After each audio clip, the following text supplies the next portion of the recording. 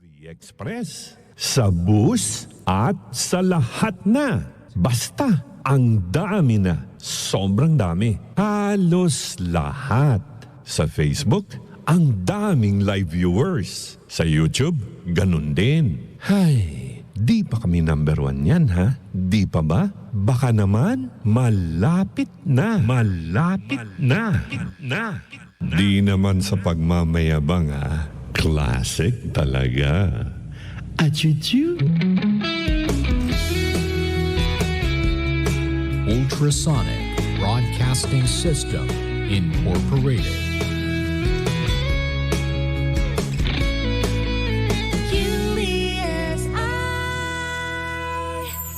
UBSI. Informing and entertaining Filipinos since 1998. Energy, energy, energy, energy!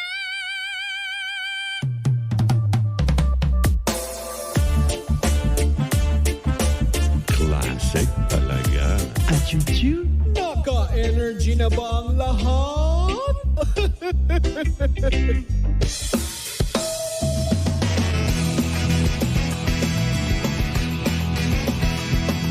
Ang pinakasikat na FM. Energy FM. Araw at gabi mo'y tunay na sasaya dito. Sagot namin, tugtugan, kantahan. Walang patid na tawanan at kulitan. Huwag mong sabihin radyo, sabihin mo Number 1. energy. Ito ang number 1, 06.7 Energy FM. Sa bahay, opisina, kotse, taxi at jeep. What? Tricycle, FX, bus na masigip. O kaya? Palengke, internet, plaza, karinderya. Energy FM, nagbibigay saya. Huwag mong sabihin radyo, sabihin mo Number 1. energy. Pangga, energy kaibigan mo. Pangga, energy ang numero 1. Agad pumango na at isigaw mo. Same, pero iba. Huwag mong sabihin radyo, sabihin mo energy. Naka-energy na ba ang lahat? Lagi. Ang nag-iisang girlfriend mo sa radyo, DJ Lindsay. Ang pinakamakulit na girlfriend mo sa balat ng radyo. Isang magandang morning sa inyong lahat. Ako pa rin po nag-iisang girlfriend mo sa radio. My name is Lindsay. Makulit, pero may puso. Handang makinig sa mga kwento mo. Alam mo, feeling ko kailangan mo na siyang iwan kasi it doesn't make sense. Ang kwento sa lihim ng liham. Mahal kong Lindsay. What do you fly for? Itago niyo na lamang po ako sa pangalang Eric. Mula po ako sa Regalado. DJ Lindsay, gusto ko lang pong i-share ito pong experience ko. Kasi hindi ko po ito makalimut-kalimutan. It happened way back when we were in high school. Transferee po ako sa school na pinapasukan niya and at the same time, naging magkaklase po kami. Palagi ko pong napapansin na wala siyang kaibigan. Kaya naman, I asked one of our classmates kung transferee din ba siya. Ang sabi lang sa akin, kaklase lang namin. Wala lang daw. Hindi siya type na kaibiganin ng iba kasi medyo weird yung personality niya. But I don't think na weird siya. Kasi pansin ko, tahimik lang naman talaga siya. Kung ang basehan naman ng pagiging weird niya ay yung pananamit niya, normal naman siguro na kanya-kanya tayo ng style pagdating sa damit. Napakaganda niya, DJ Lindsay. Hindi lang po siya mahilig mag-ayos. Pero sobrang ganda niya. To make the long story short, naging magkaibigan kami dahil madalas kaming magkagrupo sa mga reportings at saka sa activities. She's smart and very kind. Mahiyain lang kaya hindi nakakapag-participate sa klase. Makaraan po ang 1 taon, nag-confess ako sa kanya. Ako na siguro ang pinakamaswerteng lalaki sa buong mundo nung sinabi niyang gusto niya rin ako.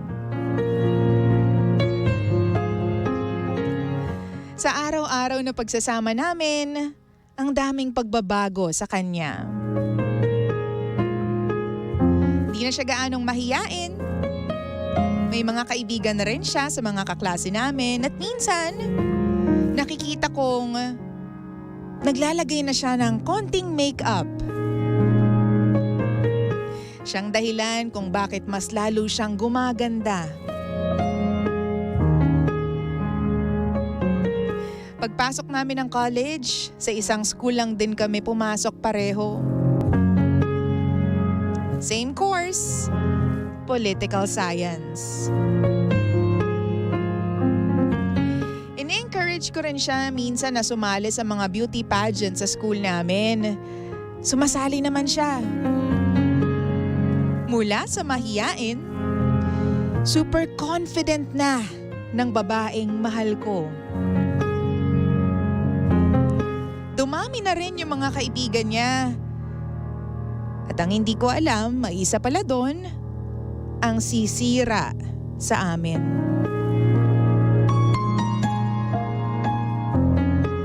Madalas niyang nakakasama sa mga debate yung lalaki. Debate competition. Sila rin yung madalas pinagtatambal at kinukuha bilang mga models ng school namin. Kahit hindi sabihin sa akin ng babaeng mahal ko, alam kong hindi na siya sa akin.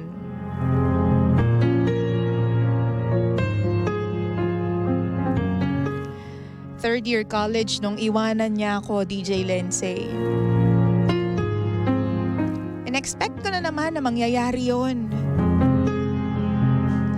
Pero iba pala talaga yung latay sa puso mo kapag sinabi sa'yo ng harapan.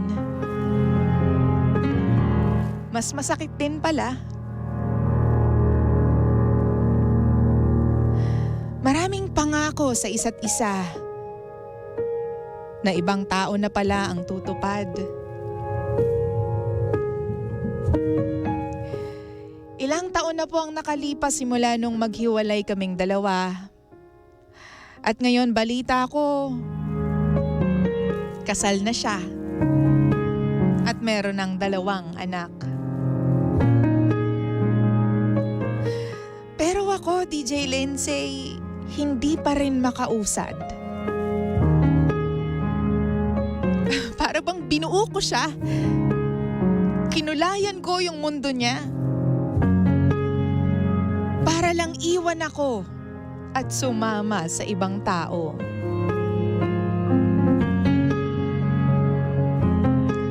Umaasa pa rin ako na sana panaginip na lamang ang lahat ng ito. Na sana pagising ko, katabi ko siya. At mukha niya ang unang bubungad sa akin.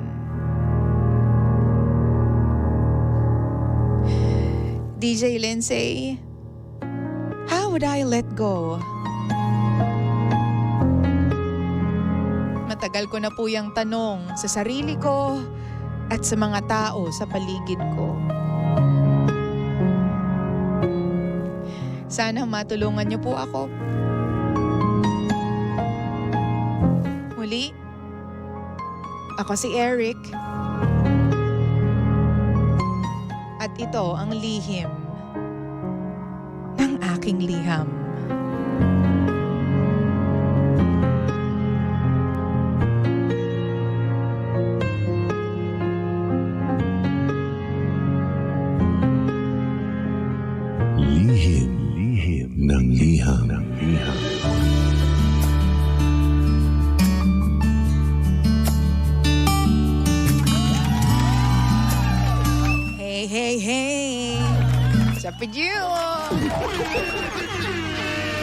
Oras natin, 17 Cambots. Makaraan po ang alas 9 ng nagmamagandang morning. 9:17 on the clock. Good morning sa mga tulad po ni Eric na talaga naman pong wala eh. Ano bang pwede natin sabihin dito? Pinagtagpo ngunit hindi tinadhana, mga pangga.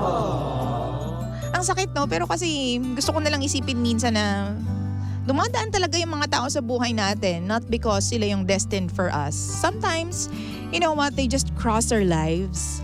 Pero minsan para kulayan lang talaga yung mundo natin. Para turuan tayo ng leksyon. Para iparamdam sa atin how to be loved like that. 'Di ba?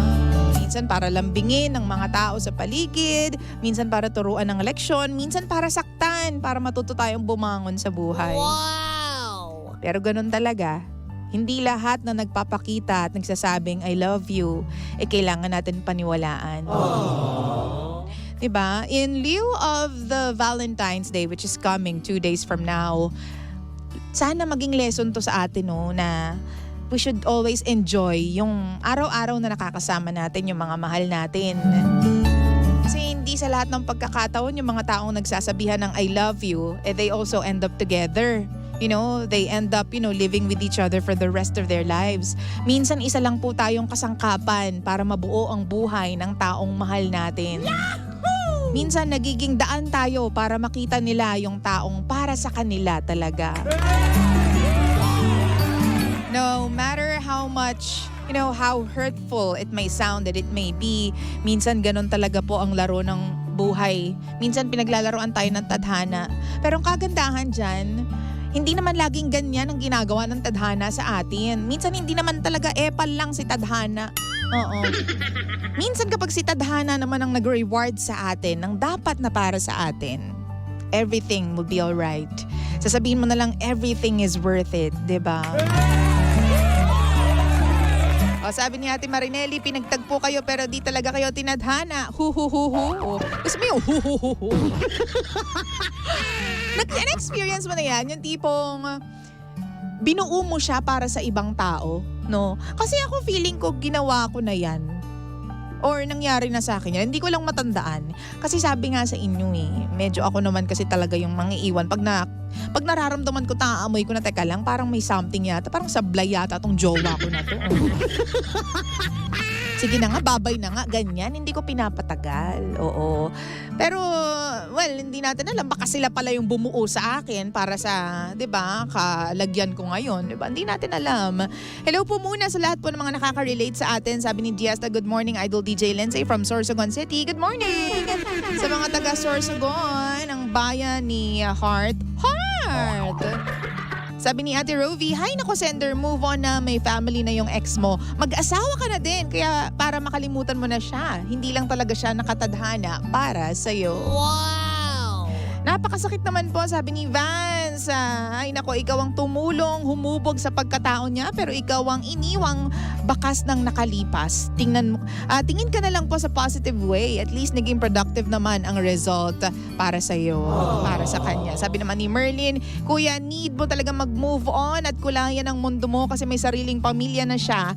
At masaya na siya. As long as siya pa din ang iniisip mo, hindi mo talaga siya mali-let go. Palayain mo na ang sarili mo sa pagmamahal mo sa kanya. Someday makakahanap ka rin ng pagmamahal na para sa'yo. Sa ngayon, libangin mo muna at i-enjoy mo ang life mo na hindi siya iniisip para din sa'yo yan, Kuya. God bless and miss you, Ate Lindsay. I miss you too, girl! Sabi naman ni Brian, good morning DJ Lindsay, masakit sobra, pinagtagpo pero hindi itinadhana. Kaso ganun talaga, nangyayari sa akin yun or nangyari na sa akin yun ngayon. At relate po talaga ako DJ Lindsay. Batiin mo naman ako, birthday ko Lindsay. Birthday mo Brian? Ang lagay ganun-ganun na lang pag birthday mo. Wala man lang paalog dyan. Tsareng. Sabi naman ni Alicia Guevara, good morning, gandang DJ Lindsay, nakakaiyak naman po at nakakalungkot naman ang story ni Eric. Hayaan mo, makakahanap ka din ng katapat mo. Parang makakahanap ka rin ng katapat mo, parang may kasalanan siya.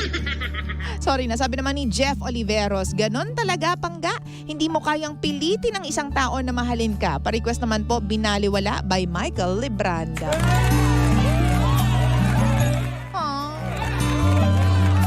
Isiwa po ako. Lalaki ka ba? Diba? Harness your inner strength, man. Mind over matter. Unchain yourself, your mind and your heart. Turn around. You are just a poop to her. Poop! Gusto mo yun? There are other flowers in the garden. Open your eyes. Look at yourself. There is nothing heroic in chaining yourself to one impossibility. Huy, ang lalim. Gusto mo yun? And sabi naman po ni Vilma Pelangco, Happy Monday, DJ Lindsay. Watching from Gumi, South Korea. Hello! Sa mga nandyan po na mga OFWs, mga pangga po natin sa South Korea. Gusto naman po kayo dyan. Achuchu. Ay, nako. So, yun nga yung sinasabi po natin, no? May mga tao talaga na hindi, they just were there. They were there. Ano ba talagang gusto mo sabihin, Lindsay? They were there sa past natin because hindi na natin sila kailangan, no, sa susunod na chapter ng buhay natin. O, done na yung kanilang role, 'di ba? Yung kanilang role sa buhay natin. Siguro ikaw done na rin yung role mo sa kanya. Well, given na nga dahil meron na siyang asawa ngayon. Pero hindi dapat tumigil ang mundo mo just because, alam mo yun, nag-asawa na yung babaeng pinakamamahal mo. Kasi isipin mo kung kayo talaga para sa isa't isa, bakit siya nag-asawa? 'Di ba? Ibig sabihin hindi talaga uubra. Kaya uwag na lang. Sabi ni Ronald Agang, Hi, ganda, tama po pala. Uy. Pag-greet naman po magiging mother-in-law ko na si Nanay Lorna na birthday ngayon. Please, shoutout naman po from Bulacan. Hello po sa inyong lahat dyan. Oo, diba? Ganyan talaga ang buhay. We just have, sometimes you just have to live with the pain. No? And nakakalungkot lang isipin na meron na naman po tayong isang pangga na hindi na naman po maka-move on because of the pain, no, ng kahapon. Pero kasi kailangan mong isipin, sino rin ba ang nagsasuffer, 'di ba? Dahil sa hindi pag-move on. Ikaw din, 'di ba? Habang siya masaya na at meron ng 2 anak, mind you, 2 anak na ibig sabihin, nasarapan siya, nasayahan siya talaga, 'di ba? Di kanya na iniisip, 'di ba? Even katiting ng presensya mo, hindi niya nararamdaman at naiisip. So why bother thinking about her? Wow! Diba para kang lumalaklak ng sarili mong lason. Diba? The more na feed mo yung sarili mo with updates about her, the more din na nilalason mo yung sarili mo because you're dying inside to hold you. Charing. Diba? So, tigilan mo na. Oo, tigilan mo na, may asawa na yung tao.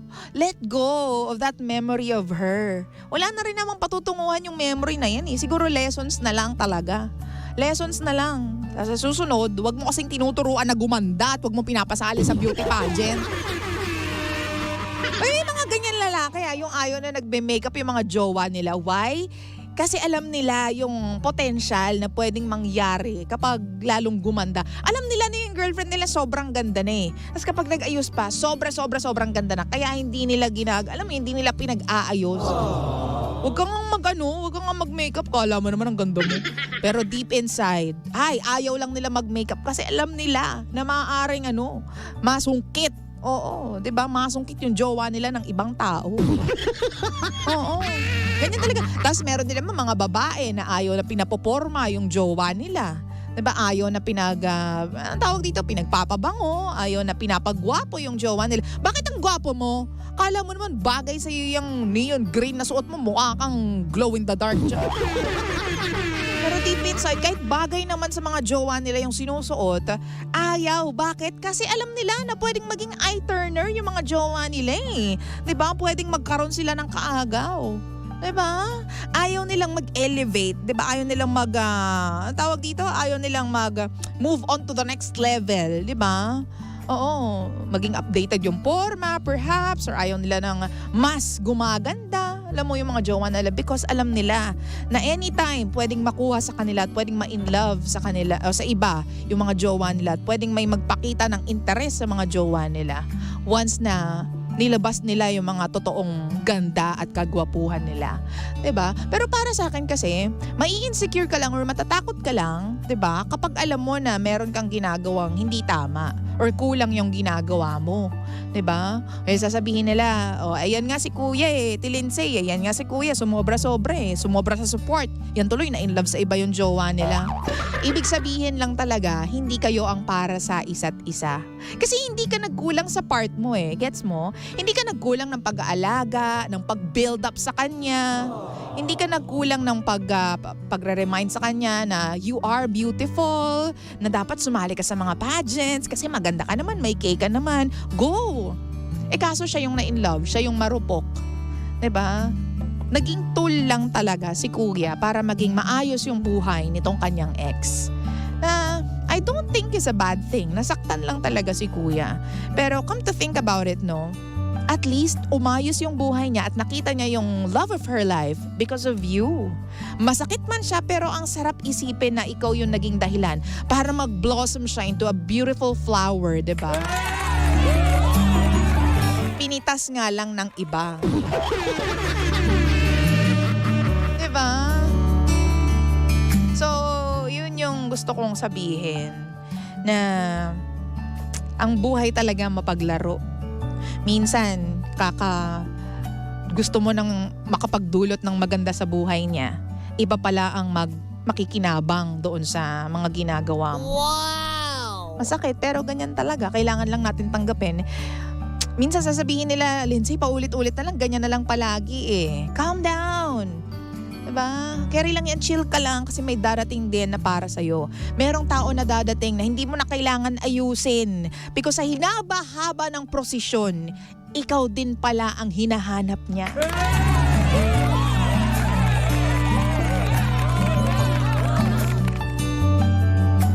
Pagdating ng panahon, hindi mo na kailangan pang magsabi sa kanya na, sali ka sa mga beauty pageants, ganyan. Hoy, kailangan mong gawin to. Ayusin mo yung fashion mo para maging mas maganda ka, baby. Hindi mo na kailangan gawin yun. Kasi total package na siya pagdating sa'yo. At ang nakakagulat dito, sa tinagal-tagal ng searching period niya, ikaw din pala ang mahanap niya. Wow! Sa wakas, nahanap ka rin niya, Pangga. So, kailangan lang natin mag-wait for the right time and just hold on to that feeling of being in love. Be in love with life at darating din ng tao na para sa'yo. Huwag kang mawawala ng pag-asa. Huwag kang mawawala ng hope, 'di ba? Sa magic ng pag-ibig. Ikaw na bala ang may